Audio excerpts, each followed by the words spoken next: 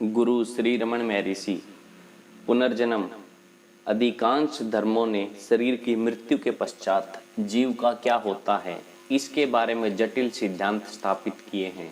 कुछ कहते हैं कि जीव स्वर्ग या नरक में जाता है और दूसरे कहते हैं कि उसका नए शरीर में पुनर्जन्म होता है। श्री रमन का उपदेश था कि ये सारे सिद्धांत व्यक्तिक आत्मा या जीव सत्य है ऐसी गलत धारणा पर आधारित हैं। एक बार यह भ्रम दूर हो जाए तो मरणोगति के सिद्धांतों का पूरा प्रसाद ढह जाता है। आत्मा की दृष्टि से जन्म मरण स्वर्ग नरक तथा पुनर्जन्म नहीं है। इस सत्य के फलितार्थ को आत्मसात करने में असमर्थ लोगों के लिए रियायत के तौर पर श्री रमन कभी कभी पुनर्जन्म का स्वीकार करते थे। ऐसे लोगों के प्रश्नों का उत्तर देते हुए वे कहते कि जो व्यक्तिक जीव को सत्य मानता है उसका अस्तित्व मृत्यु के पश्चात रहता है और कुछ समय के बाद वह नए शरीर एवं जीवन के साथ अपना तादात्म्य स्थापित करता है। मन स्वयं को शरीर से एक रूप मानता है, इस कारण यह सारी प्रक्रिया जारी रहती है। एक बार मन का स्वयं को मर्यादित समझने का यह भ्रम दूर हो जाए तो शरीर से तादात्म्य समाप्त हो जाता है और मृत्यु तथा पुनर्जन्म की सारी धारणाएं अप्रस्तुत हो जाती हैं। प्रश्न, पुनर्जन्म सत्य है? उत्तर, अज्ञान रहने तक पुनर्जन्म रहता है। वस्तुतः भूत या वर्तमान काल में जन्म है ही नहीं, अतः भविष्य में पुनर्जन्म का सवाल ही नहीं उठता। यह सत्य है। प्रश्न, योगी अपने पूर्व जन्मों को जान सकता है? उत्तर, आप वर्तमान जीवन को जानते हैं जो भूतकाल को जानना चाहते हैं। वर्तमान को ठीक से जानिए तो और सब समझ में आ जाएगा। वर्तमान सीमित ज्ञान से आप इतने दुखी हैं तो अधिक ज्ञान के बोझ से आप अधिक दुखी होने चाहिए। आत्मा के परम आकाश से देखा जाए तो मृगजल समान मिथ्या जगत में जन्म लेने का भ्रम अहम को शरीर से एक रूप समझने के अज्ञानजन्य अभिमान के सिवा और कुछ नहीं है। जिसके मन ने आत्मा को भुला दिया है ऐसा मरते जीव मरने के लिए जन्म लेता है और जन्म लेने के लिए मरता है। लेकिन जिनके चित्त का लय परम सत्ता में हो गया है वे जन्म मृत्यु से परे उसी सर्वोच्च अवस्था में रहते हैं। आत्मा को भूलकर शरीर को आत्मा मानने की गलती करके असंख्य जन्मों को धारण करने के पश्चात अंत में आत्मा को जानकर आत्मनिष्ठ होकर संपूर्ण विश्व में भ्रमण करने के स्वप्न से जगने जैसा है। प्रश्न, मृत्यु के बाद पुनर्जन्म लेने में मनुष्य को कितना समय लगता है? तुरंत बाद या कुछ समय के पश्चात? उत्तर, आप नहीं जानते कि जन्म के पूर्व आप क्या थे, फिर भी यह जानना चाहते हैं कि मृत्यु के पश्चात क्या होंगे। वर्तमान में आप क्या हैं इसे जानते हैं? जन्म और मृत्यु का संबंध शरीर से है। आप आत्मा का शरीर के साथ तादात्म्य करते हैं। आप मानते हैं कि शरीर का जन्म हुआ था और वह मरेगा भी। शरीर से संबंधित इन घटनाओं का गलती से आत्मा में आरोपण करते हैं। अपनी वास्तविक सत्ता को जानिए, तब ये प्रश्न खड़े नहीं होंगे। जन्म मृत्यु की चर्चा इसलिए की जाती है कि आप इस विषय का अन्वेषण करके यह जाने कि जन्म मृत्यु नहीं है, वे देह से संबंधित है, आत्मा से नहीं। आत्मा को जानकर परेशानी से बचिए। प्रश्न, मनुष्य के कर्म अगले जन्म में उसे प्रभावित नहीं करते? उत्तर, क्या इस समय आपका जन्म हुआ है? दूसरे जन्मों के बारे में क्यों सोचते हैं? सच यह है कि जन्म मृत्यु नहीं है। जिसने जन्म लिया है वह भले ही मृत्यु के बारे में सोचे और उसका निवारण करे। प्रश्न, मृत्यु के पश्चात मनुष्य का क्या होता है? उत्तर, वर्तमान जीवन में चित्त को पिरोए रहिए तो भविष्य स्वयं संभल जाएगा। भविष्य की चिंता मत कीजिए। सृष्टि से पहले क्या था तथा सृष्टि कैसे हुई, इसका वर्णन धर्म ग्रंथों में इसलिए किया गया है कि आप वर्तमान को ठीक से जान लें। क्योंकि आप सोचते हैं कि आपका जन्म हुआ है। वे कहते हैं हाँ, ईश्वर ने आपको बनाया है, लेकिन नींद में आप ईश्वर या अन्य कुछ देखते हैं। यदि ईश्वर सत्य है तो वह नींद में आपके समक्ष प्रकट होकर अपना प्रभाव क्यों नहीं दिखाता? आप हमेशा होते हैं जो आप नींद में थे वही आप अब भी हैं। नींद में जैसे थे उससे भिन्न आप नहीं हैं। तो फिर इन दोनों अवस्थाओं की संवेदना एवं अनुभव भिन्न क्यों हैं? नींद के दौरान आप अपने जन्म के बारे में प्रश्न पूछते थे। क्या आप ऐसा पूछते थे कि मरने के पश्चात मैं कहाँ जाऊँगा? अब जागृत अवस्था में इन सारे प्रश्नों को क्यों पूछते हैं? जिसने जन्म लिया हो उसे ही अपने जन्म के विषय में, उसके निवारण के उपाय के विषय में, उसके कारण एवं परिणाम के विषय में सोचने दीजिए। प्रश्न, मृत्यु के पश्चात जीव का क्या होता है? उत्तर, जो अभी जीवित है उसे ऐसा नहीं पूछना चाहिए। मरा हुआ जीव यदि चाहे तो यह सवाल मुझे पूछ सकते हैं। देहधारी जीव को तो इस समय वर्तमान प्रश्न का समाधान ढूंढना चाहिए कि वह कौन है, तब इस प्रकार के संदेहों का अंत होगा।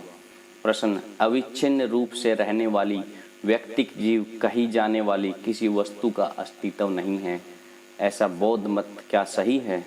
पुनर्जन्म लेने वाले अहंकार की हिंदू मान्यता से यह मेल खाता है। हिंदू मान्यता के अनुसार अविच्छिन्न रूप से रहने वाली तथा बार बार जन्म लेने वाली जीव नाम की कोई सत्ता वस्तुतः है, अतः केवल संस्कारों का समूह है। उत्तर, सत्य आत्मा अविच्छिन्न रूप से रहने वाली तथा अप्रभावित रहने वाली है। पुनर्जन्म लेने वाला अहंकार निम्न स्तर अर्थात वैचारिक स्तर पर रहता है एवं आत्म साक्षात्कार से मनुष्य उससे परे होता है। पुनर्जन्म उस नकली अंकुर जैसा अहंकार का होता है, इस कारण बौद्ध इसका इनकार करते हैं। वर्तमान अज्ञान अवस्था चेतन आत्मा का अचेतन शरीर से तादात्म्य करने के कारण उत्पन्न हुई है। प्रश्न, क्या हम अपने कर्मों के फलस्वरूप स्वर्ग नहीं जाते? उत्तर, स्वर्ग वर्तमान अस्तित्व जितना ही सत्य है, लेकिन यदि हम कौन हैं इसकी गवेषणा करके आत्मा को जान ले तो स्वर्ग के विषय में सोचने की क्या आवश्यकता है? प्रश्न, मुझे पुनर्जन्म से बचने का प्रयत्न नहीं करने चाहिए? उत्तर, हाँ, यह ढूंढ निकालिए कि किसका जन्म हुआ है और कौन वर्तमान अस्तित्व से परेशान हो रहा है। गहरी नींद में आप वर्तमान अस्तित्व एवं पुनर्जन्म के बारे में सोचते हैं क्या? इसलिए ढूंढ निकालिए कि वर्तमान में ये सब प्रश्न कहाँ से उत्पन्न होते हैं और उसी जगह आपको पूरा समाधान मिल जाएगा। आपको तब मालूम होगा कि जन्म वर्तमान परेशानी और दुख नहीं है। आत्मा सर्वरूप है, अतः सब कुछ आनंद है। इस समय भी हम जन्म रहित हैं, तो उससे उत्पन्न हुए दुखों के बारे में चिंता क्यों करनी चाहिए? प्रश्न, पुनर्जन्म है क्या? उत्तर, आप जानते हैं जन्म क्या है? प्रश्न, ओह हाँ, मैं जानता हूँ कि इस समय मेरा अस्तित्व है, लेकिन जानना चाहता हूँ कि भविष्य में भी रहूँगा या नहीं। उत्तर, भूत वर्तमान भविष्य। प्रश्न, हाँ, आजकल का भूतकाल का परिणाम है और आने वाला कल भविष्य और आज का वर्तमान का परिणाम होगा, क्या यह सच है? उत्तर, भूतकाल या भविष्य काल नहीं है, केवल वर्तमान है। जब आपने अनुभव किया कि तब कल वर्तमान था और आने वाला कल भी वर्तमान होगा, जब आप उसका अनुभव करेंगे, इसलिए अनुभव केवल वर्तमान में होता है और अनुभव से पर कुछ नहीं है। प्रश्न, तो भूत और भविष्य सिर्फ कल्पना है? उत्तर, हाँ, वर्तमान भी केवल कल्पना है, क्योंकि समय का ख्याल पूर्णतः मानसिक है। देश भी इसी प्रकार मानसिक है। जन्म और पुनर्जन्म देश काल में होते हैं, अतः कल्पना से भिन्न नहीं हो सकते। प्रश्न, तो भूत और भविष्य सिर्फ कल्पना है? उत्तर, हाँ, वर्तमान भी केवल कल्पना है, क्योंकि समय का ख्याल पूर्णतः मानसिक है। देश भी इसी प्रकार मानसिक है। जन्म और पुनर्जन्म देश काल में होते हैं, अतः कल्पना से भिन्न नहीं हो सकते। प्रश्न, तृष्णा जीवन की तथा पुनर्जन्म की लालसा का कारण क्या है? उत्तर, सच्चा पुनर्जन्म अहंकार की मृत्यु के पश्चात आत्म रूप में जन्म है। क्राइस्ट के वध स्तंभ पर मृत्यु का यही तात्पर्य है। जब तक शरीर से तादात्म्य है, तब तक यह या दूसरा शरीर हमेशा उत्पन्न होते रहेगा। यह सिलसिला तब तक चलता रहता है जब तक देह भाव अपने मूल आत्मा में लीन नहीं हो जाता। आकाश की ओर फेंका गया पत्थर जब तक अपने मूल स्थान पृथ्वी को प्राप्त नहीं करता, तब तक निरंतर गतिशील रहता है। सरदर्द तब तक रहता है जब तक सरदर्द के पूर्व की अवस्था पुनः प्राप्त नहीं होती। पूर्ण सत्य रूप जीवन में जीने की तृष्णा का होना स्वाभाविक है। यद्यपि चैतन्य स्वभाव से अविनाशी है, फिर भी नश्वर देह रूप अपने साधन के साथ गलत तादात्म्य करने के कारण उसे अपने नाश का मिथ्या भय लगता है। इस गलत तादात्म्य के कारण वह शरीर को बनाए रखने का प्रयत्न करता है, जिसके परिणाम स्वरूप जन्मों का क्रम चलता रहता है। लेकिन ये शरीर कितने ही दीर्घजीव हों, उन्हें अंत का सामना करना ही पड़ता है और सदवस्तु स्वरूप आत्मा के समक्ष अपने अस्तित्व का अधिकार छोड़ना ही पड़ता है। प्रश्न। हाँ, HP ब्लाउस्की अपने ग्रंथ वॉइस ऑफ साइलेंस में कहती हैं कि यदि जीवन चाहते हो तो जीवन का त्याग करो। उत्तर। गलत तादात्म्य का त्याग कीजिए और याद रखिए, शरीर बिना आत्मा के नहीं रह सकता, जबकि आत्मा बिना शरीर के रह सकता है। वस्तुतः वह हमेशा अशरीर ही है। प्रश्न। मेरे मित्र के मन में अभी अभी संदेह उत्पन्न हुआ है। उसने सुना है कि मनुष्य किसी अगले जीवन में पशु जन्म ले सकता है, जो थियोसॉफी के सिद्धांत के विरुद्ध की बात है। उत्तर। जो पुनर्जन्म लेता है उसे यह प्रश्न पूछने दीजिए। पहले यह ढूंढ निकालिए कि किसका जन्म होता है और वस्तुतः जन्म मरण होते हैं क्या। तब आप जानेंगे कि जन्म अहंकार का होता है, जो चित्त का भ्रम मात्र है। प्रश्न। मनुष्य के लिए निम्न स्तर के पशु शरीर में जन्म लेना संभव है। उत्तर। हाँ, यह संभव है। धर्म ग्रंथों में दी गई राजऋषि जड़ भरत की कथा से यह स्पष्ट है कि उनका मृग रूप में पुनर्जन्म हुआ था। प्रश्न। पशु शरीर में भी जीव आध्यात्मिक विकास कर सकता है। उत्तर। यद्यपि यह अत्यंत विरल है, फिर भी असंभव नहीं है। मनुष्य जन्म आवश्यक रूप से सर्वश्रेष्ठ है, ऐसी मान्यता सच्ची नहीं है, और यह भी सच नहीं है कि मनुष्य जन्म में ही आत्म साक्षात्कार हो सकता है। पशु भी आत्म साक्षात्कार कर सकता है। प्रश्न।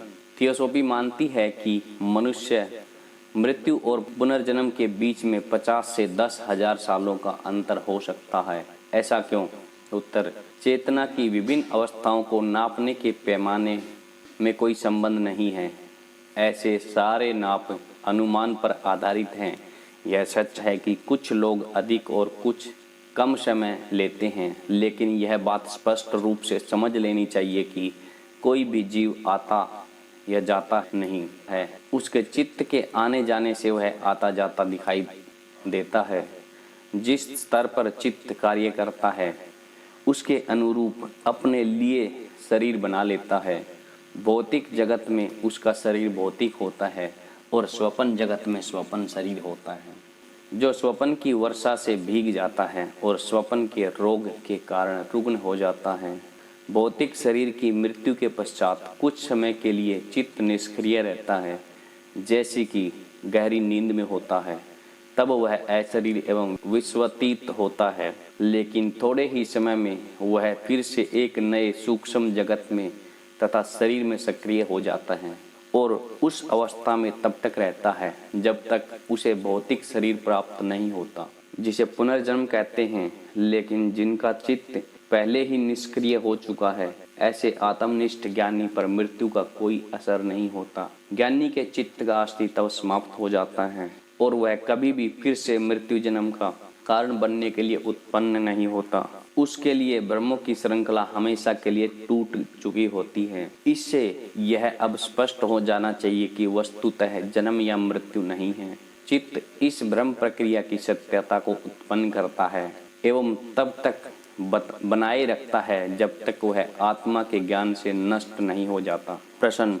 मृत्यु व्यक्ति की व्यक्तित्वता का विसर्जन क्यों नहीं कर देता, जिससे पुनर्जन्म न हो, जैसे समुद्र में लुप्त हुई नदियां अपना अस्तित्व को खो देती हैं। उत्तर। लेकिन समुद्र का पानी भाप बनकर ऊपर उठता है और बादल बनकर पर्वतों पर फिर से गिरता है, नदी बनकर पुनः बहने लगता है और फिर से समुद्र में मिलता है। इसी प्रकार नींद के दौरान व्यक्तिक जीव अपना अलग अलग व्यक्तित्व खो देता है, फिर भी अपने संस्कारों के कारण पुनः व्यक्तिक रूप में प्रकट हो जाता है। मृत्यु के पश्चात भी ऐसा ही होता है। संस्कार युक्त व्यक्ति की व्यक्तित्व का लोप मृत्यु से नहीं होता। प्रश्न, ऐसा कैसे हो सकता है? उत्तर, निरीक्षण कीजिए कि डालियां काट देने पर भी वृक्ष कैसे फिर से विकसित होता है। वृक्ष के मूल जब तक सुरक्षित होते हैं वह विकसित होता रहता है। वैसे ही मृत्यु के समय हृदय में जो लीन हुए हैं किंतु नष्ट नहीं हुए हैं, ऐसे संस्कार योग्य समय आने पर पुनर्जन्म के कारण बनते हैं और ऐसे जीवों का पुनर्जन्म होता है। प्रश्न, हृदय में लीन हुए सूक्ष्म संस्कारों से असंख्य जीव एवं उनके साथ संबंध विशाल विश्व कैसे अंकुरित हो सकता है? उत्तर, एक अत्यंत छोटे वट वृक्ष के बीज से बड़ा बरगद का पेड़ अंकुरित होता है, उसी प्रकार सूक्ष्म संस्कारों से जीवों के साथ नाम रूपात्मक संपूर्ण विश्व अंकुरित प्रकट होता है। प्रश्न, जीव एक शरीर से दूसरे शरीर में कैसे जाता है? उत्तर, मनुष्य का मरण निकट होता है तब श्वास कठिनाई से चलता है, जिसका अर्थ है कि वह देह भाव खो चुका है। तुरंत चित्त दूसरे शरीर का आश्रय करता है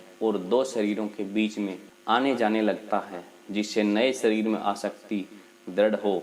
बीच में कभी कभी श्वास बड़े जोर से चलती है, अर्थात चित्त मरणासन शरीर में वापस आ गया है। इस समय के दौरान चित्त स्वप्न जैसी अवस्था में होता है। प्रश्न, मृत्यु तथा पुनर्जन्म के बीच समय का अंतर कितना होता है? उत्तर, वह कम या अधिक हो सकता है, लेकिन ज्ञानी के अवस्था में ऐसे परिवर्तन नहीं होते, वह व्यापक सत्ता में लीन हो जाता है। कुछ लोग कहते हैं कि जो जीव मृत्यु के बाद प्रकाश मार्ग से जाते हैं उनका पुनर्जन्म नहीं होता और अंधकार मार्ग से जाने वाले का सूक्ष्म शरीर से कर्मफल भोगने के पश्चात पुनर्जन्म होता है। कुछ कहते हैं कि पाप पुण्य समान होने पर तुरंत यहाँ पुनर्जन्म होता है। पुण्य अधिक हो तो सूक्ष्म शरीर स्वर्ग में जाता है, तब यहाँ पुनर्जन्म लेता है। यदि पाप अधिक हो तो नरक में जाता है, तब यहाँ जन्म लेता है। योग भ्रष्ट जीवों की भी ऐसी ही गति होती है। शास्त्रों में इन सब बातों का वर्णन है, लेकिन वस्तुतः जन्म या मृत्यु नहीं है। मनुष्य जैसा है वैसा ही रहता है, केवल यही सत्य है। प्रश्न, मुझे यह सब अव्यवस्थित लगता है, आखिर जन्म तथा पुनर्जन्म दोनों असत्य हैं? उत्तर, यदि जन्म हो तो न केवल पुनर्जन्म बल्कि अनेक जन्मों की परंपरा होनी चाहिए। आपने यह जन्म क्यों और कैसे लिया, उसी प्रकार आगे के जन्म होंगे। लेकिन यदि आप तलाशे कि जन्म किसका होता है और क्या जन्म मरण आपके या आपसे भिन्न किसी के और के होते हैं, तब आपको पता चलेगा कि सत्य क्या है। और सत्य सारे कर्मों को जला देता है। इस प्रकार आप सब जन्मों से मुक्त होते हैं। धर्म ग्रंथों में स्पष्ट वर्णन मिलता है कि जैसे अग्नि की छोटी सी चिंगारी बारूद के पहाड़ को क्षण में भस्म कर देती है, ऐसे ही अनेक जन्मों का कारण बन सकने वाली सब संचित क्रम ज्ञानाग्नि से नष्ट हो जाते हैं। संपूर्ण विश्व का एवं मनुष्य बुद्धि को चमत्कृत कर देने वाले कई अवर्णनीय वैज्ञानिक अनुसंधानों का कारण अहंकार है। यदि इसका आत्म अनुसंधान से विलय कर दिया जाए तो यह सब ढह जाएगा और केवल सत्य अर्थात आत्मा शेष रहेगा। प्रश्न, आपका मतलब है कि मेरा कभी जन्म हुआ ही नहीं? उत्तर, हाँ। इस समय आप सोचते हैं कि आप शरीर हैं, इस कारण समय को उसके जन्म और मृत्यु से गलती से जोड़ते हैं, लेकिन आप शरीर नहीं हैं, अतः आपके जन्म मृत्यु नहीं होती। प्रश्न, तो आप पुनर्जन्म के सिद्धांत को नहीं मानते? उत्तर, नहीं। आप पुनर्जन्म मानते हैं। मैं आपकी इस गलत मान्यता को आपसे छुड़ाना चाहता हूँ। निरीक्षण कीजिए कि किसे यह प्रश्न सताता है। जब तक प्रश्न करने वाले का पता नहीं चलता, ऐसे प्रश्नों का अंतिम समाधान कभी भी नहीं मिल सकता। वीडियो को सुनने के लिए आपका बहुत बहुत धन्यवाद। प्लीज़ इस चैनल को लाइक और सब्सक्राइब कीजिए। आपको ऐसे ऐसे वीडियोज़ मिलते रहेंगे। Thank you so much.